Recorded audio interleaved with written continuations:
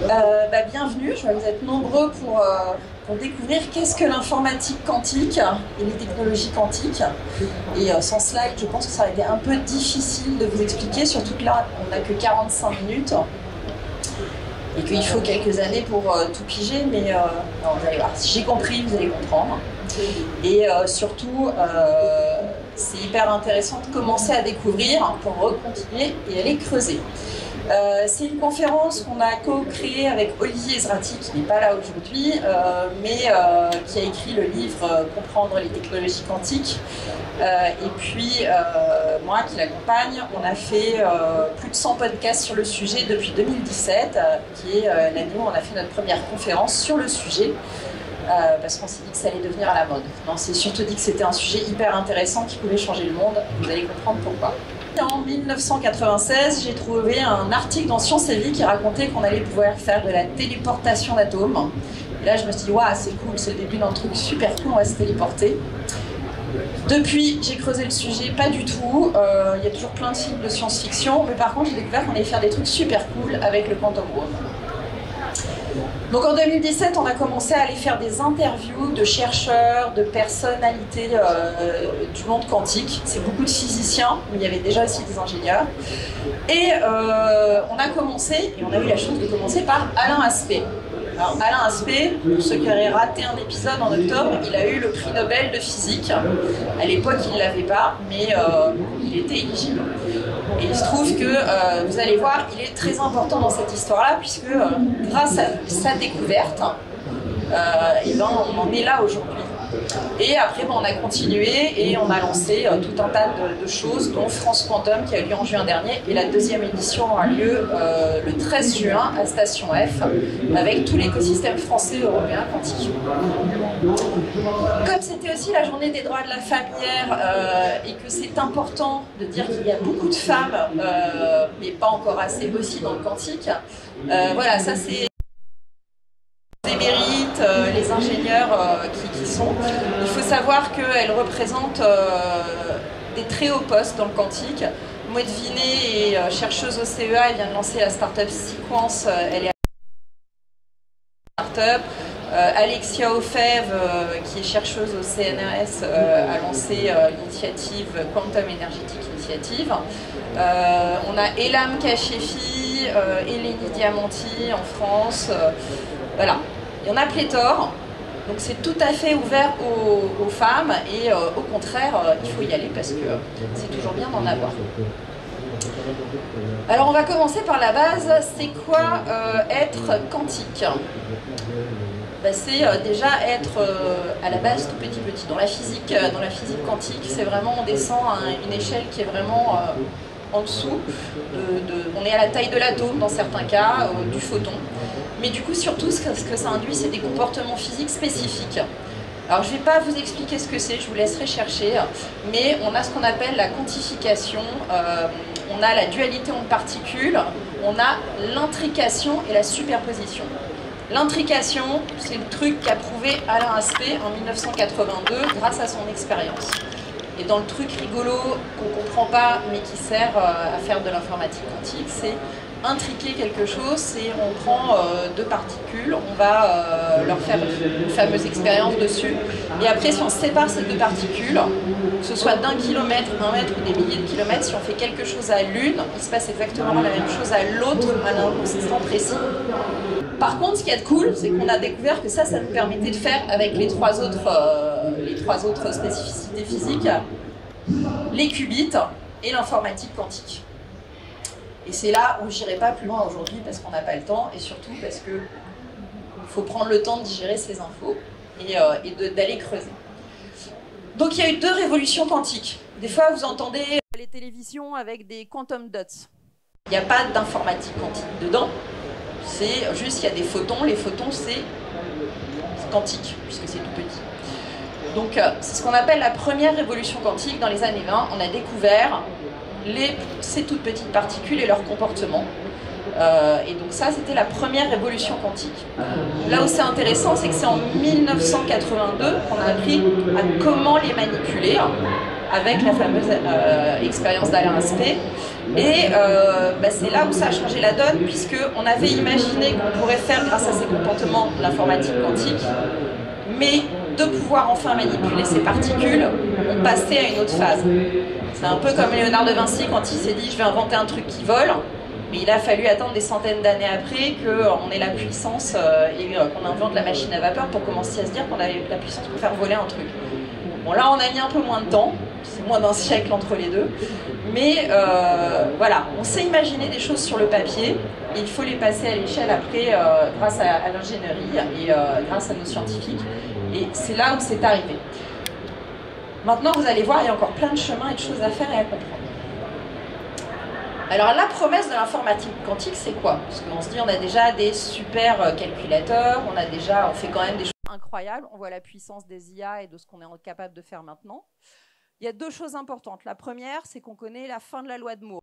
On voit bien qu'on est arrivé au bout, nos transistors, ils sont le plus petits possible, on commence à les mettre en couches superposées, à coder différemment, optimiser, mais on atteint des limites. Et le problème, c'est que l'homme, il veut toujours faire mieux et plus rapide. Et que ça peut être utile dans certains cas. L'informatique quantique, ça a une promesse. Attention, ça ne marche pas encore.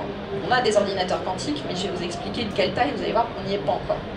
La promesse, c'est quand on aura des ordinateurs quantiques avec des milliers de qubits, des millions de qubits, on pourra faire des calculs dans un temps très court. Ça ne remplacera pas l'informatique classique. Ça ne fait pas d'interface graphique, ça ne fait pas de calcul de compression vidéo. Ça va servir à certains types de calculs et on va revenir là-dessus. C'est plutôt un super GPU. Donc il y aura toujours des ordinateurs classiques en entrée et en sortie. Par contre, sur certains types de calculs qui sont l'optimisation et la simulation et peut-être le quantum machine learning, on arrivera à des temps beaucoup plus courts. Et qu'on part de milliers d'années avec l'informatique classique, même avec nos super calculateurs de type Jean Zé, à peut-être quelques jours, quelques semaines, quelques mois. On réduirait quand même d'un temps considérable ces types de calculs qui sont très énergivores en plus. Donc voilà, donc c'est ça la promesse, vous voyez la différence de courbe. Donc si on l'atteint, c'est quand même super intéressant pour tout un tas de choses. Et donc comme je vous le disais, ça va être utilisé sur 3 types de calculs bien spécifiques, et c'est là où, voilà, pas d'inquiétude, les métiers classiques de l'informatique et du développement ne vont pas bouger. Par contre, il y a des nouveaux métiers qui arrivent, et c'est là où c'est intéressant. Par contre, ça va toucher les domaines actuels.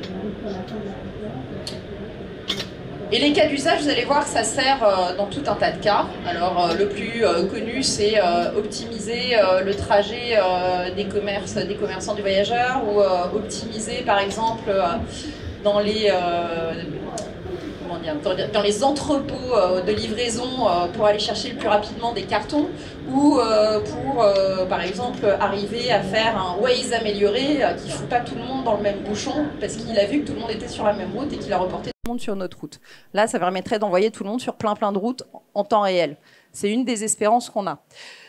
Un des autres cas aussi, c'est de simuler des matériaux. Simuler des matériaux, ça veut dire aussi simuler des médicaments. On sait par exemple que le vaccin du Covid, contre le Covid, pardon, il a été créé en 18 mois. Avant, il fallait 5 ans pour faire un vaccin, parce qu'on faisait tout dans des éprouvettes et on testait tout un par un. Maintenant, qu'est-ce qu'on fait grâce à l'IA? On simule le comportement des molécules et du médicament sur les cellules, et on accélère déjà une partie des résultats grâce à ça, et on fait que ce qui est potentiellement réalisable. On enlève tout ce qui ne marcherait pas. Imaginez si on pouvait faire ça en 2-3 mois. C'est intéressant. Si on peut faire des médicaments avec moins d'effets secondaires, parce qu'on aura pu calculer plus de choses sur les effets secondaires et plus sur toutes les différences qu'on peut avoir physiques chacun les uns les autres. Donc c'est ça la promesse du quantique. Et bien évidemment, autant de puissance peut aussi bien faire du mal que du bien, comme d'habitude. Mais bon, on a confiance en l'être humain, le nucléaire, on a fait des bombes, et puis après on a mis l'électricité quand même à beaucoup de gens. Donc le but, c'est quand même d'essayer d'en faire du bien et de trouver le maximum de solutions. Alors on va revenir aussi à la base. Et là, qui est développeur dans la salle? Vraiment, je suis censée en avoir pas mal. c'est qu'on change d'unité de mesure, on va passer du bit au qubit. Et c'est pas du tout la même chose. Donc c'est là où ça va être un peu casse-pied pour vous, parce qu'il faut tout réapprendre à programmer. Les mathématiques et les algorithmes ne sont pas pareils. Les langages de programmation vont plus être les mêmes. La façon de programmer est plus la même. Et il faut tout réapprendre et surtout, il faut tout créer. On est en train de créer des nouveaux logiciels, des nouvelles façons de coder, des nouveaux OS pour ces nouvelles machines. Mais ça qui est de cool, c'est que quand on est au début de l'informatique, on était super excités de faire des nouveaux codes. Bah là, c'est un peu pareil quand même. Donc voilà, donc c'est pas des 0 et des 1, c'est pas un courant qui passe pas dans un transistor, c'est plus complexe que ça. Pour se le représenter, et là aussi je vous laisserai aller voir des tutos bien plus pointus pour comprendre, c'est que ça va être 0 et 1 à la fois, ou en tout cas le 0 et le 1 seront positionnés à plusieurs points en même temps. Et donc ça multiplie la possibilité de calcul et de 0 et de 1 et de résultats. Et surtout, alors les grosses différences, c'est vous avez plus de facilité. Par contre, vous voyez, les qubits, bah, on sait que c'est un résultat déterministe. Là, on est dans un résultat non déterministe.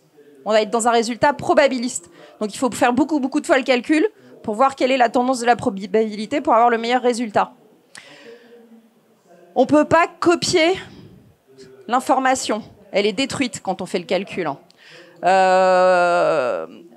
ne peut pas, par exemple, regarder ce qui se passe en cours de calcul. Si vous le regardez, vous détruisez le résultat, vous altérez le résultat. Donc, il faut attendre que tout le run se fasse.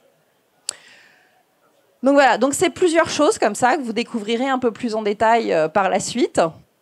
J'en vois qui sourient, qui se disent « Waouh, mais ça marche, hein, c'est vachement bien. » Sur les maths, mathématiquement et tout, ça marche, c'est incroyable. Donc, voilà. Donc là, comme je sais que vous êtes des devs, je vous ai mis... les petites portes logiques que vous connaissez, et puis de l'autre côté, vous avez les portes quantiques. Et en fait, le truc rigolo dans la majorité des ordinateurs quantiques, mais pas tous, c'est là, normalement, c'est les 0 et les 1, c'est le courant qui passe dans les portes. Là, on fait bouger les portes autour du qubit, en fait. Et c'est là aussi où, du coup, il faut programmer différemment, puisqu'on fait... Le qubit, il est fixe dans la majorité des cas, et on fait tourner le truc autour. Donc, c'est une nouvelle logique.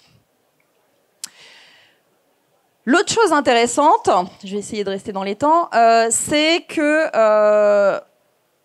maintenant on sait que nos transistors, c'est du silicium.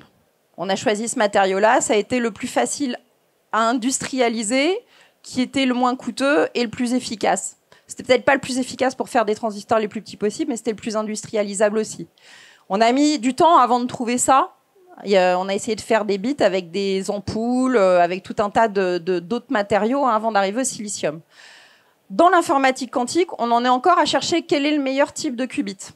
Donc souvent, vous allez entendre et vous allez voir qu'il y a beaucoup de start-up ou d'entreprises ou de grands groupes comme Microsoft ou AWS qui travaillent sur différents types de qubits. Et c'est normal parce qu'on est en train de chercher lequel va être le plus efficace. Donc vous avez plusieurs familles. Qui sont alors ce qu'on appelle stationnaires et ce qu'on appelle les qubits volants. Donc les fameux qui restent en place et auxquels on fait tourner les portes autour, hein, et puis les autres comme les photons qui vont se déplacer et là il faut calculer encore différemment. Mais voilà, ça c'est toutes les entreprises dans le monde et tous les labos de recherche. Donc au-dessus c'est les entreprises et en dessous c'est les labos de recherche qui travaillent sur les différents types de qubits. Et vous pouvez voir que en France, on a la chance d'avoir une start-up dans chaque type de qubit. Et ça, c'est un gros avantage.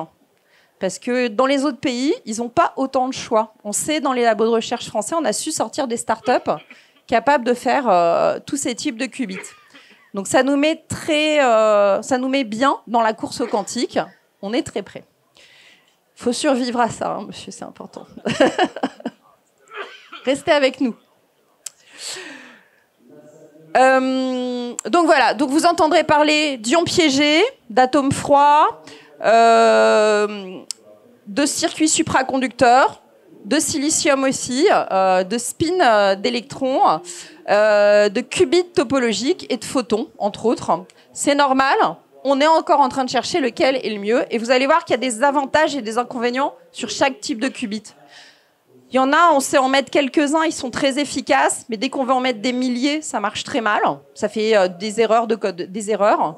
Et puis il y en a d'autres qui sont plus difficiles à détecter ou à manipuler, qu'on n'a pas encore, mais qui mathématiquement, scientifiquement, seront beaucoup plus stables et feront des meilleurs calculs. On est encore en train de déterminer quelle va être la meilleure technologie, et donc pour l'instant, c'est important de tout tester. Alors si vous dites oui, mais pourquoi on choisit pas le meilleur, pour les fans de Star Wars, c'est un peu comme les pod racers. Il y a l'important, c'est la qualité du pilote, mais de la mécanique aussi, et un peu de chance au milieu. Et puis il y a ceux qui ont les bons financements aussi, mais qui n'ont pas forcément le meilleur pilote, quoi. Voilà, ça va dépendre un peu de tout ça. Mais on cherche Anakin Skywalker là-dedans, mais si possible en version Anakin, pas Dark Vador. Pour l'ordinateur quantique, vous avez souvent vu ça. Qui a déjà vu ça? Bon, 30% de la salle, on va dire, à main levée. Ça, c'est pas l'ordinateur quantique, c'est ce qu'on met parce que c'est super joli. C'est le chandelier. C'est tous les circuits et qui vont aller piloter les qubits. Et les qubits, ils sont rangés là en général. Ils sont là-dedans. C'est juste le milieu de l'ordinateur quantique. Et ça, c'est ceux qui ont besoin d'un gros refroidissement, en fait. Les ordinateurs quantiques, ça va être un peu plus gros, ça ressemble plutôt à ça. Donc là, vous voyez qu'il y en a 4 différents. Le plus petit que je connaisse actuellement, c'est celui de Candela, qui est français, qui est photonique, qui est l'équivalent d'une baie de serveur classique. Donc 2 mètres de haut sur 80 cm de large à peu près. Alors à quoi ça ressemble à l'intérieur? Vous avez le fameux chandelier avec les qubits au milieu. Vous avez un compresseur pour refroidir. Pour certains types de qubits, il faut descendre jusqu'à quasiment moins 270 degrés, le 0 degré Kelvin, pour avoir le moins de bruit possible et les figer le plus possible, qu'ils soient le plus stable possible le plus longtemps. Et c'est fait avec de l'hélium en général. Vous avez tout ce qui est pilotage des circuits de contrôle. Et puis, vous avez donc le fameux ordinateur qui va être en entrée et sortie, qui permet de programmer et d'envoyer les calculs et de les récupérer les résultats.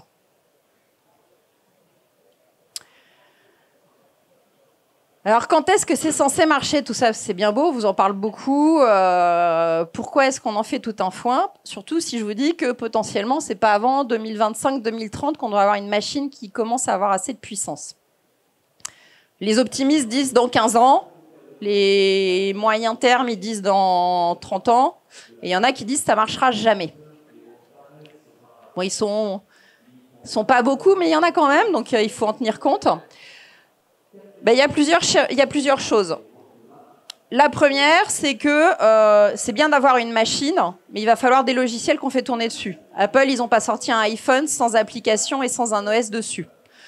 Donc la première partie qui est en train de se passer, c'est qu'on est en train de monter en qualité les ordinateurs quantiques avec les nombres de qubits. On est de 2 à 1000 qubits, 2000 qubits chez D-Wave, mais c'est un type de qubit particulier. Donc on est vraiment sur des petites machines. C'est un peu comme si on pouvait faire 1 plus 1 ou 10 plus 10, mais on ne va pas beaucoup plus loin. Par contre, ce qu'on sait faire, c'est simuler le comportement des ordinateurs quantiques grâce à des émulateurs. Et ça tourne sur du CPU, voire du CPU avec du GPU, ou des supercalculateurs. Et donc, ce qu'on a, et ce que vous allez découvrir après, c'est qu'on peut déjà coder, refaire... Déjà, il faut refaire tous les algos avec les bonnes mathématiques. C'est de l'algo linéaire et pas de l'algo booléen. Il faut refaire les logiciels, il faut faire les OS de ces machines, et ça, on le fait sur de l'informatique classique. Donc, il y a déjà du boulot là-dessus. Et puis, il faut travailler tous les algorithmes, parce que tout ce qu'on a vu, tous les cas d'usage, il faut les recalculer. Et donc ça aussi, ça demande des équipes de recherche dans les entreprises et des gens à former pour pouvoir commencer à préparer ce qui tournera sur la machine. Imaginez si on arrive à faire la machine et on n'a rien de prêt à mettre dedans. C'est un peu con. Donc voilà, c'est un peu comme si on avait fait une super voiture et puis on n'avait pas l'essence. Et on n'avait pas formé le pilote. Donc il y a tout ça à faire entre-temps et ça prend du temps, on le sait. On le sait que former les gens, créer les filières, ça prend du temps. Donc c'est dès maintenant qu'il faut s'y mettre et qu'il faut investir. Donc voilà. Donc là, c'est la petite courbe rouge. C'est ceux qui disent que ça ne marchera jamais. Donc il y a des gros challenges. Hein. Il y a arriver à améliorer la qualité des qubits. Comme je vous l'ai dit, beaucoup font du bruit, ça génère des erreurs de calcul et de résultats qu'on ne peut pas se permettre en informatique, qu'on ne tolérerait pas dans l'informatique classique. Donc il faut résoudre cette qualité de calcul. On a comment optimiser tous les câbles. Vous avez vu là tous les câbles qu'il y a déjà dans le chandelier pour 100 qubits. Imaginez quand il va falloir piloter des millions de qubits. On doit résoudre ce genre de choses. On ne peut pas avoir 1 million de câbles qui va piloter chaque qubit. Donc il faut trouver des solutions à ça. Il faut améliorer la correction d'erreurs. Et donc ça, c'est...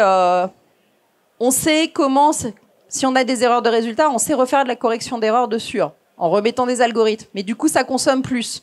Du coup, ça pose le problème de l'énergétique. Est-ce que ça va moins consommer ou consommer plus? Dans l'absolu, l'informatique quantique, comme c'est des mathématiques, c'est des calculs réversibles, c'était censé moins consommer. Mais comme on fait de la correction d'erreurs, ça consomme plus. Mais par contre, si on arrive à faire des calculs beaucoup plus rapides que l'informatique classique, ça va moins reconsommer. Après, ça va dépendre du nombre de calculs qu'on fait au bout. Donc, il y a, pareil, sur l'énergie, il y a tout un débat là-dessus, mais il y a beaucoup de choses et de choses à voir dans la chaîne de valeur pour voir si ça va moins consommer ou non. Et c'est important. Ce qu'il y a de bien, c'est qu'avec la Quantum Energetic Initiative, c'est que tous les constructeurs sont déjà en train de s'engager à le faire by design dans leurs logiciels et dans leur hardware. Quand on a commencé l'informatique classique, c'était la course à la puissance. On n'avait pas les problématiques de maintenant de se dire est-ce qu'on doit consommer moins. Maintenant, on le sait, hein, c'est plus juste pour rire, donc c'est important et tout le monde regarde de très près à faire le mieux possible dès la conception des machines et des logiciels.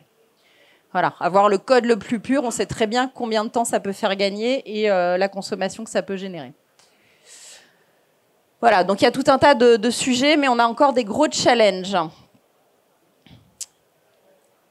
Allez, il reste 10 minutes, je vais essayer de faire vite. Donc, je vous l'ai dit, ça ne va pas remplacer l'informatique classique. Qu'est-ce que ça fait différemment? Il y a toute cette partie-là. Tout ce qui est simulation de physique quantique, on ne saura pas le faire avec de l'informatique et avec des HPC, même sur des très longs. Des calculs combinatoires et des problèmes complexes. Et puis, résoudre on utilise très peu de data avec l'informatique quantique aussi, donc ça c'est un petit peu bizarre surtout pour ceux qui sont dans l'IA. On sait qu'il faut entraîner avec beaucoup de data les modèles normalement. Là le but c'est d'avoir des jeux de data tout petits, mais par contre comme on va faire beaucoup plus de calculs beaucoup plus rapidement autour des patterns, en fait on a des meilleurs résultats. Ça c'est une des promesses. Pour l'instant on n'est pas encore bien sûr que ça marche, mais c'est un des cas. Et puis après on a au milieu c'est tout ce qui pourrait être fait par les deux conjointement. Et ça aussi, c'est une des choses. Tout à l'heure, je vous disais, il faut déjà apprendre à coder et à faire la programmation avant que les machines arrivent. Mais on a aussi des paliers intermédiaires. C'est-à-dire qu'actuellement, on voit déjà qu'on a des avantages à faire des mathématiques linéaires. On ne le faisait pas avant parce qu'on n'avait pas d'utilité à le faire. Mais finalement, on a déjà un avantage mathématique avec ces maths-là qui sont plus, je ne vais pas dire purs, mais en tout cas qui rendent les calculs plus rapides. On s'est aussi rendu compte que des calculs qui tournaient, un bout du calcul qui tournait sur des machines quantiques de petits niveaux accolés à un HPC, on avait déjà un avantage sur juste utiliser du HPC en fonction du type de calcul. Et que ça aussi, du coup, même si on n'arrivait pas à l'ordinateur quantique classique, on aura eu des avantages en temps et en énergie. Est-ce que c'est clair jusque-là? Je vous ai pas perdu? Donc voilà, donc des nouveaux programmes, des nouveaux langages de programmation qui vont arriver, des nouvelles façons de faire. Il y a un hackathon ce week-end pour ceux que ça intéresse, qui aura lieu chez BCG avec tout l'écosystème quantique français. Il y a beaucoup d'équipes créées déjà, mais en tout cas, si vous voulez suivre et regarder un peu, ça va être marrant de voir les gens coder et les étudiants coder avec des équipes de grands groupes. Mais voilà, alors un des trucs qu'on retrouve mais pour l'instant on utilise du Python aussi quand même pour interfacer tout ça, mais du coup il faut reprogrammer quand même différemment et comprendre comment on va coder les fameuses portes qui tournent autour des qubits. Donc là je vous le disais, c'est de l'algèbre linéaire, c'est qu'est-ce que j'ai pas ici? Voilà, pas de breaking point, voilà, on peut pas regarder pendant le calcul et ça c'est très très énervant pour beaucoup de monde, il faut s'y faire. Voilà, données pas copiables, c'est ce que je vous ai vu dans le tableau tout à l'heure. C'est vraiment important, c'est des grosses différences. Mais une fois qu'on a accepté de ne pas comprendre pourquoi, faut pas chercher d'explication à tout dans le quantique, faut dire ça marche et ça se calcule comme ça passe très bien. Ça, c'est les fameux algos hybrides dont je vous parlais, donc je vais passer vite fait. Et la dernière partie qui est intéressante aussi, donc c'est, comme je vous le disais, ça tourne déjà sur des supercalculateurs dans les centres de... donc on a des émulateurs qui simulent le comportement des ordinateurs quantiques, qui commencent à arriver, et le cloud va être hyper intéressant puisque acheter les machines coûte cher. Vous savez très bien que quand on commence une nouvelle technologie, tout le monde ne peut pas l'acquérir. Mais l'avantage maintenant, c'est qu'avec le cloud, les grands constructeurs vont proposer alors les machines avec leur puissance, avec peu de qubits, mais ils vont commencer à les mettre dans des data centers pour voir comment ça se connecte dans le cloud et donner des accès à l'heure. Vous pouvez faire tourner vos trucs. Et puis, comme ça reste aussi cher, vous pouvez juste commencer à coder avec les fameux émulateurs. Et vous voyez que tout le monde en a, mais chez OVH Cloud, par exemple, en France, il y a déjà MyQLM et Datos et Perceval de Candela qui sont déployés et qui sont mis à disposition gratuitement des étudiants. Donc, si vous êtes intéressé, n'hésitez pas à m'envoyer un message sur LinkedIn pour avoir des vouchers pour tester. Donc voilà, ça c'est la roadmap d'OVH actuelle, puisque j'y travaille, que je suis directrice Startup Programme et du quantique aussi. Donc un notebook, si vous voulez vous amuser, ça marche comme les notebooks classiques, vraiment en IA. Ils sont d'ailleurs rangés dans cette partie-là pour l'instant. Donc vous avez Perceval de Candela et MyQLM qui sont à disposition. Et puis on a acheté une QLM d'Atos là qui a un bulle Sequana qui permet d'émuler tous les types de qubits, et ça ce sera bientôt à disposition aussi. On travaille avec toutes les startups françaises actuellement, et vous verrez apparaître régulièrement leurs innovations dans la roadmap OVH Cloud, y compris en sécurité, puisque là j'ai pas abordé tout le problème de la sécurité. Et je vais vous le dire en 2 minutes. Pour l'instant, le fameux algo de Shor qui va casser les clés RSA, les clés publiques, il faut tellement de milliers de qubits pour que ça tourne que c'est dans 15, 20, 30 ans ou pas. Et surtout, on sait déjà se protéger sans ordinateur quantique de cet algo-là. Donc apprenez à faire autre chose. Il va falloir réencoder autre chose qu'avec nos clés RSA classiques, ça c'est sûr, pour se protéger de cet algo-là.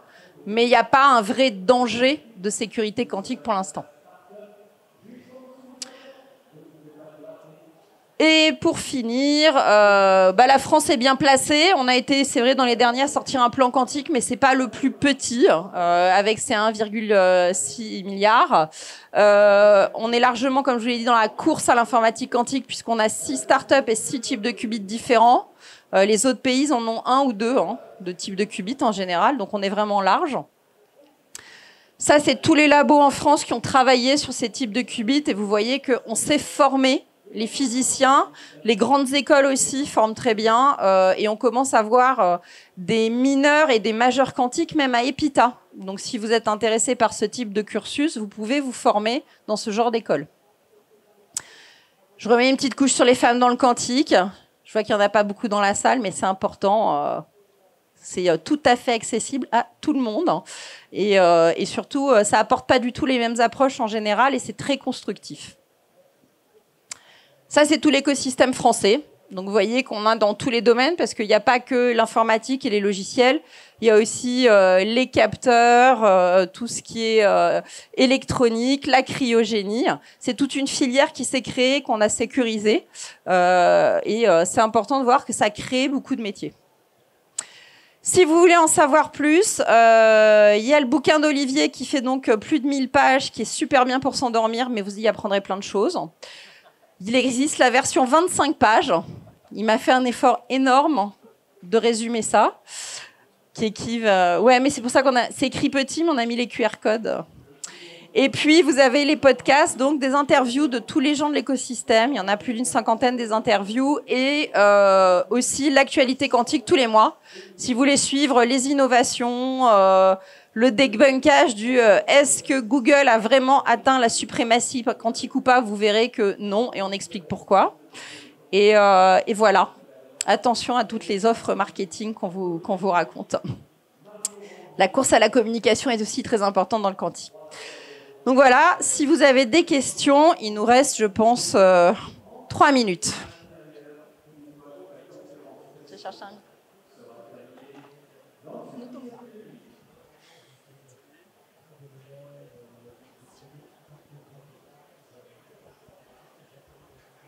Merci. Déjà, c'était très intéressant. Merci beaucoup pour toutes les explications et la vulgarisation.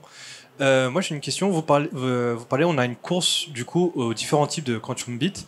Et les ordinateurs, il y en a 100, 200, 3000 qubits.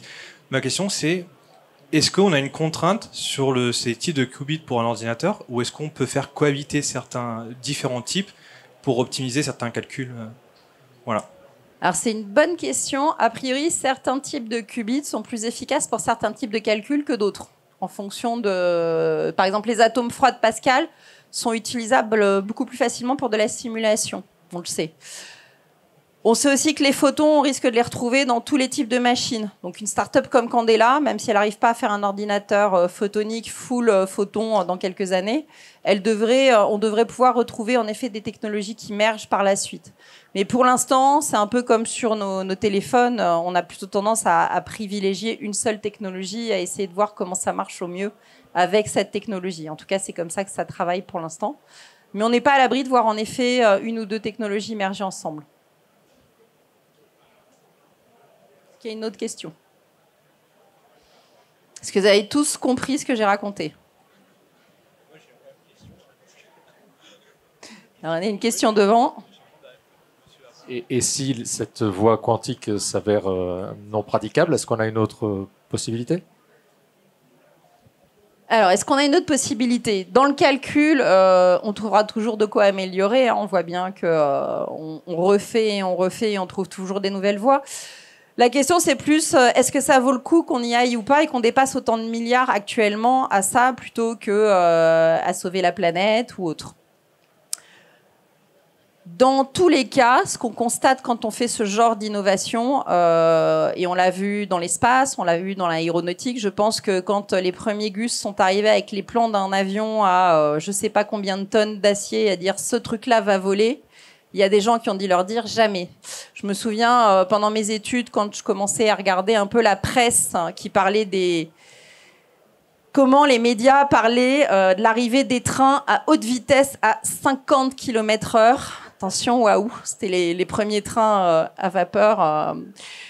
C'était la presse titrée si le train dépasse 50 km/h, votre tram va se détacher de votre corps. Bon, on a toujours un peu les mêmes problématiques avec nos médias. Le titre sensationnaliste marche toujours bien. La science est toujours importante derrière tout ça. Le plus important, c'est de voir que ce soit dans le spatial, que ce soit dans tous les domaines, quand on fait de la recherche, ça sert toujours à un but au départ, mais ça va permettre d'alimenter tout un tas d'autres domaines. Dans l'aérospatial, pareil, quand on s'est dit on va aller sur la Lune, alors bon, il y en a qui diront on ne sait pas si on a été, ok. N'empêche que vous avez tous de l'air dans vos Nike Air que vous achetez, ça vient de la recherche aérospatiale. Le four micro-ondes, ça vient de là. Les couvertures de survie, le matelas Bultex sur lequel vous dormez, tout ça, ça vient de l'aérospatiale. Donc ça améliore le quotidien et tout un tas de domaines, d'autres domaines. Donc c'est là où c'est important de se dire que de toute façon, tout ce qu'on investit dans la science, même si c'est sur un chemin en particulier, et en général on finit par y arriver, je ne vais pas dire il y a des morts sur la route, mais il y a des dommages collatéraux. Toutes les startups que vous avez vues là ne feront pas un ordinateur quantique qui marche, elles ne pourront pas toutes être financées. On va écarter certaines techniques au bout d'un moment. Mais il y a toujours un truc qui reste et il y a beaucoup de choses qui servent après à tout le monde. Donc c'est surtout ça l'important, c'est qu'est-ce qu'on va en faire et qu'est-ce qu'on va trouver. Et c'est ça qui est le plus intéressant, c'est que toutes les semaines, il y a un nouveau truc qui arrive qu'on n'avait pas vu venir et c'est ça que j'aime dans la tech aussi. Et je vous incite à regarder comment les évolutions des technologies ont avancé, c'est toujours passionnant. Et aussi, les erreurs. Si vous regardez le fameux prix Nobel, c'est une erreur. La dynamite, c'est une erreur, pas le prix Nobel, mais l'argent qui a été récolté. Il faut savoir que les frères Nobel, pendant des années, ils ont cherché à stabiliser la nitroglycérine. Il y a même un des 2 frères Nobel qui est mort pendant qu'il faisait ça. Et puis un jour, il y a une éprouvette qui s'est cassée dans de l'argile et ça a stabilisé la nitroglycérine. Et on a inventé le pain de dynamite. Et Charles Nobel est devenu millionnaire grâce à ça et a inventé le prix Nobel pour améliorer le quotidien puisqu'il a perdu son frère là-dedans. Donc, voilà. On n'est pas à l'abri d'une erreur qui va nous donner un super ordinateur quantique pas prévu, ou peut-être on va pouvoir voyager, se téléporter. Mais ça, c'est une autre histoire. Je crois qu'on est arrivé au bout. Vous y avez encore une question ? Oui, toujours. J'avais une dernière question. Vous parliez de le résultat, il est probabiliste, donc dans la majorité des cas, mais d'un point de vue industriel, je suis pas sûr que les clients acceptent dans la majorité des cas. Du coup, comment on peut faire ? Est-ce que avec différents types d'ordinateurs quantum, on peut aller compléter ces résultats probabilistes par de la vérification, justement pour minimiser ces calculs d'erreur que l'on fait à la fin, les corrections, quoi. Alors, en fait, ce qu'il y a d'intéressant, c'est de se dire que c'est un petit côté...